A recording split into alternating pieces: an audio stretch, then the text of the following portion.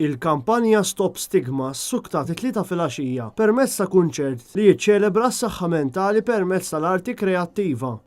Kienu bosta l-kantanti, letturi, żeffiena, awturi u saħansitra pittur li kontribwixxew għas-serata biex jitwassal il-messaġġ tal-fin dwar kundizzjonijiet li jistgħu jmissu lil kulħadd.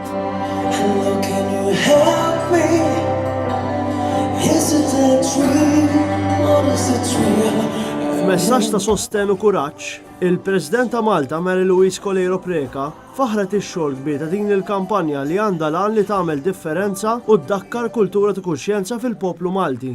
Hija wrid it-tħassib tagħha kif 2 minn kull 3 persuni li għandhom xi diżordni mentali ma jfittxux għall-għajnuna.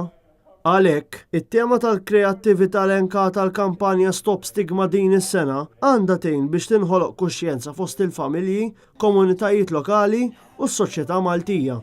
Il-kunċert ittella mill-Uffiċċju tal-Kummissarju għas-Saħħa Mentali u l-Università ta' Malta fis-sala Sir Temis Ammejt fl-istess Università. Fid-daħla tas-sala ittellet ukoll wirja ta' pittura brabta mal-kampanja b'dawk preżenti kitbu nota relatata mas-saħħa mentali fuq stilel tal-karti biex jiddekoraw siġra installata fil-wirja.